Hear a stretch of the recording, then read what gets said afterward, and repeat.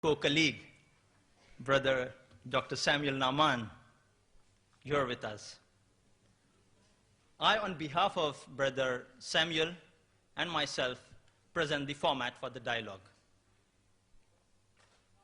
The format, as agreed and decided fair by both our speakers, is Dr. William Campbell would first address you for 55 minutes on the topic, the Quran and the Bible in the light of science. Then Dr. Zakir Naik, at the far end, would make his presentation for 55 minutes on the same topic.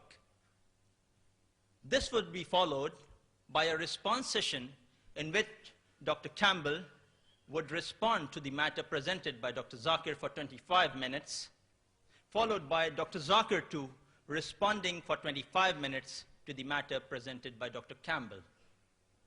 Lastly, we would have the open question and answer session in which the audience may pose questions to each speaker alternately on the question mics provided in the auditorium. After the mics questions are handled, we would allow questions on index cards to be provided by volunteers in the aisles and in the order selected at random by the coordinators and the advisors to each of the speakers. Ladies and gentlemen, to address you today, Dr. William Campbell.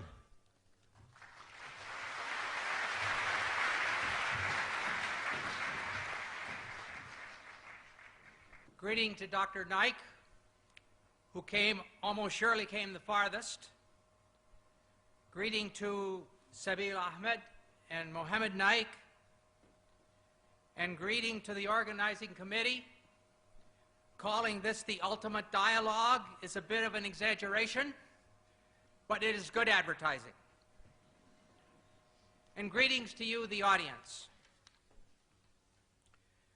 I'd like to also bring greetings in the name of Yahweh, or better known as Jehovah, the great Creator God who loves us. I wish to start by speaking about words. Tonight we are going to speak about the words of the Bible and the words of the Koran. The scholars of modern linguistics tell us a word, a phrase, or sentence means what it meant to the speaker and the person or crowd of people listening. In the case of the Koran, what it meant to Muhammad and those listening to it. In the case of the Bible, what it meant to Moses or Jesus or those listening to them. To check this, we have the context of all the usages in the Bible or the Koran. In addition, there is the poetry and letters of that century. For the Gospel, the 1st century AD. For the Koran, the 1st century of the Hijra. If we are going to follow the truth, we may not make up new meanings.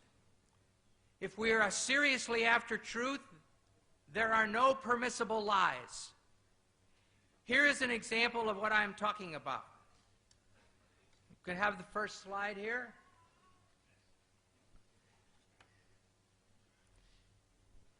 This is talking about 2 dictionaries that I have in my home, one from 1951 and 1991. In these 2 dictionaries, the first meaning, pig, a young swine of either sex, is the same.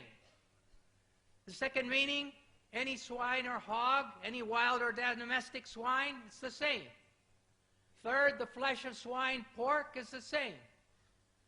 Then the meaning, a person or animal of piggish habits, it's the same. A person who is gluttonous. And down